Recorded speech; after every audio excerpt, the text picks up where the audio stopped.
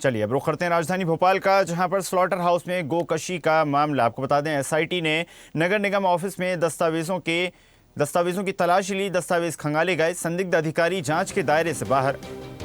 Slaughter house के संचालक असलम कुरैशी से पूछताछ की गई।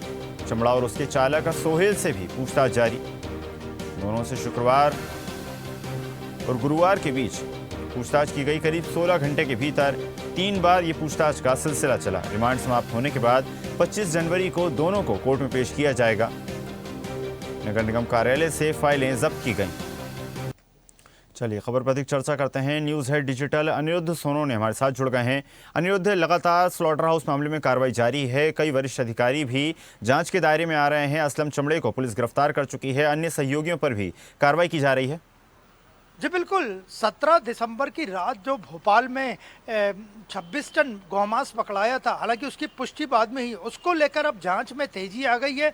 अभी कई लोगों पे, नगर निगम के कर्मचारियों पे कार्रवाई भी हुई है। इस मामले में राजनीति भी चल रही है। और असलम कुरैशी उर्फ असलम चमड़ा, जो कि इस पूरे स्लॉटर हाउस का एक तरह से मालिक था, पीपीपी मोड़ पे नगर निगम, भोपाल नगर निगम ये स्लॉटर हाउस चला रहा था। और असलम कुरैशी उर्फ असलम चमड़े का ही वो ट्रक था, वो गाड़ियां थी जिसमें 26 टन गौमांस, जो कि बफेलो यानी भैंस के मांस को के कागज बना के भोपाल के बाहर ले जाया जा रहा था। एसआईटी ने बना दी गई है। एसआईटी अपनी जांच कर रही है। पिछले 2 दिनों से असलम चमड़ा और उसके जो ड्राइवर है सोहेल से कड़ाई से पूछताछ की जा रही है और कल उन्हें रिमांड खत्म होने के बाद कोर्ट में पेश किया जाएगा। और पुलिस को प्रारंभिक जांच में यह पता चला है कि असलम चमड़ा भैंस के मांस के नाम पे गौमांस को यहाँ से करके भेजता था। पूरा एक कॉरिडोर बना रखा था जो मुंबई से होते हुए दुबई तक, बैंकॉक तक, और उसकी गायों की जो हड्डियां हैं वो चाइना तक भी भेजी जाती थी।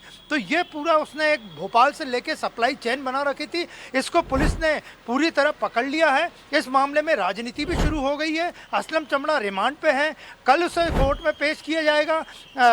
पुलिस को उम्मीद है कि और कई जानकारियां मिलेंगी। इस नेटवर्क में असलम चमड़ा का जो सिंडिकेट है उसके कई लोगों से और पुलिस पूछताछ कर सकती है। लेकिन फिलहाल असलम चमड़ा और उसका ड्राइवर सोहेल, जो कि उस दिन गाड़ी को लेके यहां से रवाना हो रहा था, वो पुलिस की गिरफ्त में है। कल इन दोनों को कोर्ट में पेश किया जाएगा। और जहां तक राजनीति की बात करें तो अभी तक भोपाल की महापौर ने इस मामले की जिम्मेदारी नहीं ली है। इसलिए विपक्षी दल समेत जो भारतीय जनता पार्टी के ही भोपाल नगर निगम के अध्यक्ष हैं किशन सूर्यवंशी, वे भी महापौर की कार्यप्रणाली पर सवाल उठा रहे हैं और उनसे वक्तव्य की मांग की। अपने ही महापौर को उन्होंने घेरा है। तो महापौर की भूमिका इस पूरे मामले में स्पष्ट नहीं हो पाने से संशय की स्थिति बनी है। लेकिन फिलहाल असलम चमड़ा और उसका ड्राइवर कल तक पुलिस रिमांड पे है और पुलिस को उम्मीद है कि ये पूरा नेटवर्क और जो कॉरिडोर दुबई तक बना था उसमें और खुलासे होंगे।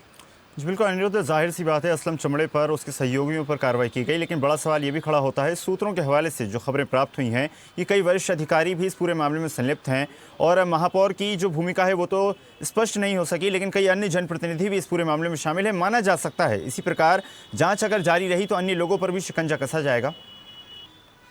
जी बिल्कुल। हिंदू संगठन, विश्व हिंदू परिषद, बजरंग दल, जय मां भवानी संगठन, जिनके लोगों ने 26 टन मांस को 17 दिसंबर की देर रात को भोपाल के पुलिस मुख्यालय के सामने से पकड़ा था और उसे वो पुलिस कंट्रोल रूम ले गए थे, ये सारी चीज़ें, उस दिन की घटना भी रात की पूरी सीसीटीवी के फुटेज में मौजूद है। और इसके बाद वो भी लगातार मांग कर रहे हैं कि इसमें केवल छोटे कर्मचारियों पर कार्रवाई हुई है। महापौर समेत जो बड़े अधिकारी हैं, हालांकि एक वेटरनरी डॉक्टर को नगर निगम ने सस्पेंड किया, डॉक्टर गौर को, लेकिन वो नाकाफी है। तो आगे इस मामले में एसआईटी क्या जांच करती है, इसमें और खुलासा होना तय। लेकिन फिलहाल हिंदू संगठन भी नाराज है कि इस पूरे मामले से उनकी पार्टी की और वो जिस विचारधारा के लिए काम करते हैं उसकी भी बदनामी हुई है। और 26 टन जो गौमांस था वो कहाँ ले जाया जा रहा था, क्या ले जाया जा रहा था, कौन इसमें शामिल था, सिंडिकेट में कौन शामिल था, मुंबई में किसको इससे उतारा जाना था, दुबई तक ये कैसे पहुंचता था, ये पूरा मामला अब सामने आना बाकी है। और पुलिस का दावा है कि वो जल्दी इस मामले में और बड़े खुलासे करेगी। जी बिल्कुल अनिरुद्ध, माना जा सकता है इस मामले में अन्य खुलासे होने अभी बाकी हैं। आपका धन्यवाद जुड़ने के लिए और जानकारी साझा करने के लिए। ताज़ा खबरों के लिए लाइक, फॉलो और यूट्यूब पर सब्सक्राइब कर बेल आइकन दबाएं। साथ ही हर अपडेट के लिए विजिट करें swedeshlive.com।